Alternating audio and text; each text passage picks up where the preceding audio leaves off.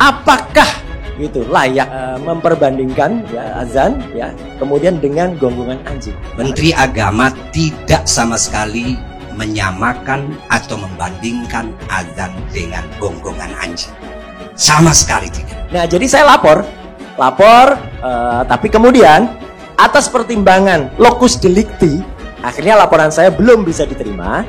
Nggak heran kalau laporan Pak Roy Suryo ini ditolak. Banyak orang itu sekarang ini yang memanfaatkan politisasi agama. Saya pastikan ya insya Allah kalau dari saya pribadi tidak ada niat atau motif politik. Yang namanya politisasi itu kan tidak harus dilakukan oleh politisi. Betul, makanya gitu kita tidak mempolitisasi. Mereka yang mencari keuntungan dari isu juga itulah yang mempolitisasi. Itu yang nggak boleh. Gitu. Mohon maaf Mas Suryo, mantan menteri, jangan mengikuti yang seperti itu. Saya tidak dalam kapasitas menilai. Saya hanya memastikan rekamannya asli ada. Dan ada kata-kata gonggongan anjing, ada kata-kata musola, ada kata-kata masjid, ada kata-kata sebelum sesudah adzan, ada kata-kata juga 5 kali dalam sehari. Kalaupun kemudian ada orang yang mempersepsikan bahwa beliau Menteri Agama menyamakan adzan dengan gonggongan anjing, itu ya terlalu gegabah bagi saya. Karena pertama dilihat seorang Gus Yakut sendiri adalah putra kiai, orang pesantren, dia ketua umum GP Ansor yang berada di bawah naungan Nahdlatul Ulama.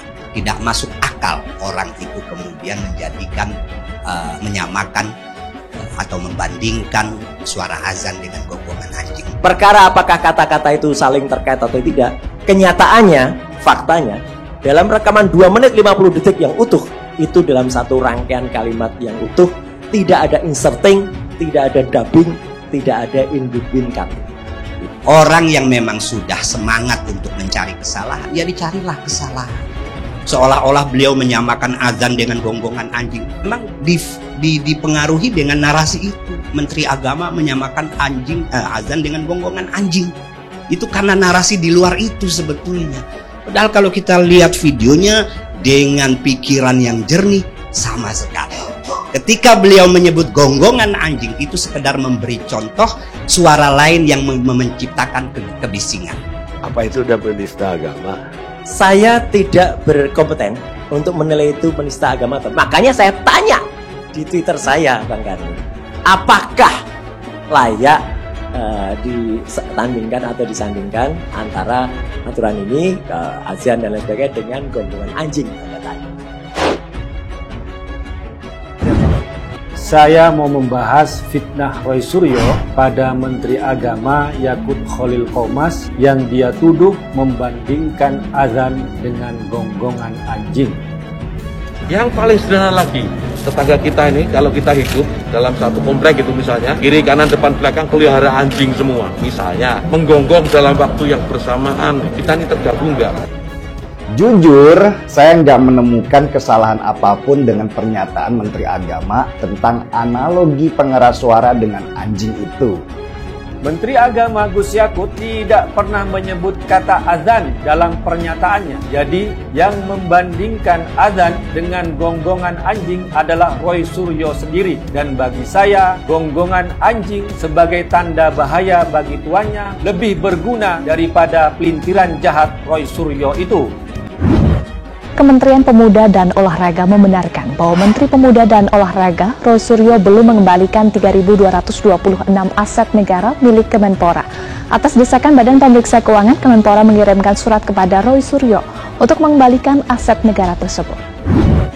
Himbau agar skandal soal adanya perabot-perabot yang katanya diduga belum dikembalikan oleh mantan Menpora, diduga kan?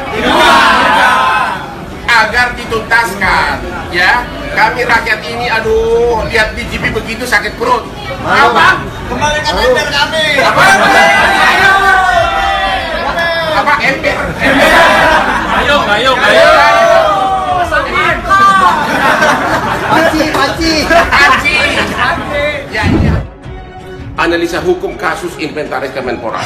Analisa hukum pertama, kalau benar ada inventaris tersebut dan tidak dikembalikan, apakah polisi berhak mendidiknya? Jawabannya berhak. Kepada Kemenpora saya sarankan untuk mendatangkan tenaga ahli dari pasar impres, yaitu berupa inang-inang yang bisa membedakan garpu, sendok, dan ember dan sebagainya agar tahu masa manfaatnya. Menteri Pemuda dan Olahraga Roy Suryo pun turun ke lapangan untuk menenangkan penonton dengan menyanyikan lagu kebangsaan Indonesia Raya. Namun Roy Suryo ternyata lupa lirik lengkap lagu kebangsaan Indonesia Raya. Dan berikut cuplikannya. Indonesia, tanah airku, tanah tumpah darahku, di sanalah tanah airku. Ayo.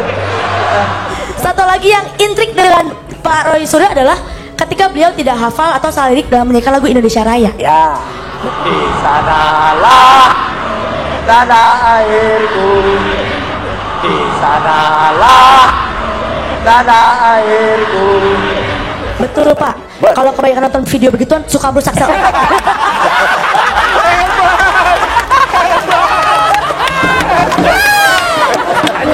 Nggak apa-apa, silakan saja. Polda Metro Jaya sekarang sudah menerima, nggak apa-apa. Kita tunggu saja, ya artinya prosesnya dan tinggal saja nanti bisa terbukti atau tidak. Saya mau tanya nih sama saudara Roy nih yang kami laporkan nih, terlapor dari kami nih. Dia ini kan bukan ahli hukum, bukan ahli bahasa, bukan ahli agama. Tahu-tahu melihat video karena dia bisa edit dan lain-lain, dia terus mau melaporkan atas dasar penistaan agama. Nah, saya mau tanya, sebelumnya sudah konsultasi belum sama ahli hukum? Ahli hukumnya ada. Saya memang bukan ahli hukum, ahli agama. Saya ahli telematika. Bukan, saya tanya ketika melaporkan itu sudah berbicara belum dengan ahli hukumnya? Ada ahli hukum di situ, ada Pak Pitra Romadoni, itu yang melaporkan. Itu ya? Iya. Masa ahli hukum aja dengan adanya ahli hukum nggak ngerti bahwa lokus deliktinya, kenapa harus lapor di Polda Metro Jaya? Dari situ ada kasus. Iya, itu terserah versi pelapor ya. Jadi artinya adalah yang pertama pencemaran nama baik. Yang dicemarkan nama baiknya siapa? Ya, dan baca dulu aturan yang ada ya. Ini Polri juga lagi mengkaji. Artinya pencemaran nama baik itu yang lapor harus yang dicemarkan nama baiknya. Yang dicemarkan nama baiknya siapa? GP Ansor. Ya, orangnya siapa? Ya, gitu. Orangnya harus yang lapor. Apakah dia dicemarkan dengan apa tweet saya itu? Kemudian kalau mengaku sebagai masyarakat Indonesia, kan pelapor mengaku masyarakat Indonesia. Ya berarti harus ada kuasa dari masyarakat Indonesia. Kalau saya bicara legal standing dengan saya jelas laporan saya diterima. Laporan saya diterima. Itu masalahnya itu hanya untuk mahasiswa hukum yang baru saja udah ngerti mana soal lokus delikti kalau kita mau lapor pidana. Gak usah ngajarin saya soal hukum. Kalau soal editing bolehlah saudara Suryo yang melakukan ya. Tapi kalau soal udah sama saya karena laporannya saja kalau sudah benar, kalau kita ini ya, kalau saya sebagai lawyer nih, sebagai advokat gitu, saya mau melaporkan lihat dulu lokus deliktinya di mana, unsurnya masuk apa enggak, perkiraan unsur masuk apa enggak. Soal nanti akan bisa menjadi tersangka, terdakwa dan kemudian ditahan di proses di pengadilan, itu urusan berikutnya. Itu kita semua sudah siap kalau memang betul ada ahli hukum di belakangnya. Ada ahli agama enggak? Benar nggak masuk unsurnya penistaan agama? Pak Roy. Bahwa surat edaran Menteri Agama itu mengatur speaker, mengatur suara-suara gitu loh, mengatur speaker. Jadi kalau mau syiar Islam ya silakan syiar Islam, mau syiar agama ya silakan syiar agama, karena itu bagian dari syiar agama, tapi diatur agar tidak mengganggu orang lain gitu. Kalau dalam agama itu kita ini ngaji, saya nggak tahu Pak, kita ini ngaji ya, bahwa misalnya Al-Quran itu kalau kita ngaji terus ada orang yang lagi tidur, orang tidurnya terganggu, dalam kitab yang saya baca ketika saya di pesantren, itu kita yang berdosa yang ngaji itu, karena membuat orang tidur itu terganggu. Itu nggak boleh ngaji, makanya speaker diatur sudah benar. Itu banyak juga kitabnya, di Darul Fatawi Al-Misri juga ada. Yang begitu-begitu harus diatur oleh siapa? Oleh waliul amri, oleh pemimpin. Waliul amrinya itu siapa? Bisa menteri agama, kalau di Arab Saudi namanya menteri wakaf. Saya nggak tahu Pak Suryo sudah azan hafal apa enggak, kan gitu. Pak ini nggak boleh menilai orang kayak gini, ini salah. Kan saya bertanya. Publik sudah menilai. publik Indonesia insya Allah sudah benar menilai. Sebentar, Pak Roy, Pak Denny, sebentar. Kenapa menilai? Kita bicara soal laporan lagi. Kenapa Pak Suryo terus menilai, terus melaporkan? Ya hak warga negara. Kenapa menilai publik nih? Hak warga negara boleh-boleh saja melaporkan.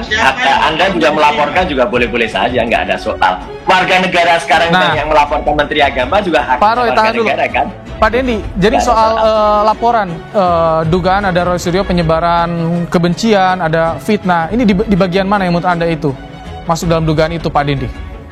Loh, runutannya kan kelihatan, Mas, gitu. Runutnya kan kelihatan. Dari awal ini dia jelas nggak mengerti soal hukum, ya kan? Ketika nggak ngerti soal hukum kok mau melaporkan. Terus tentang agama juga nggak ngerti, bukan pemuka agama, terus dia laporkan juga. Unsurnya banyak dugaan kita ya. Unsurnya banyak, ada unsur fitnah, ada unsur pencemaran nama baik.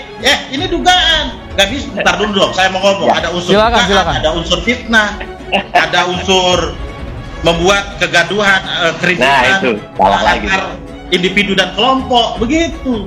Di bagian tweet yang di tweetnya itu ya, atau apa? Iya, penggalan dalam tweetnya itu, ngambil di posisi paling belakang, dan itu salah lagi nih dari konteks. Loh, kita ada semua. Loh, iya, yang paling belakang itu ada juga. Yang paling belakang itu kalimat ini di tengah-tengah. Baik, coba kita dengar.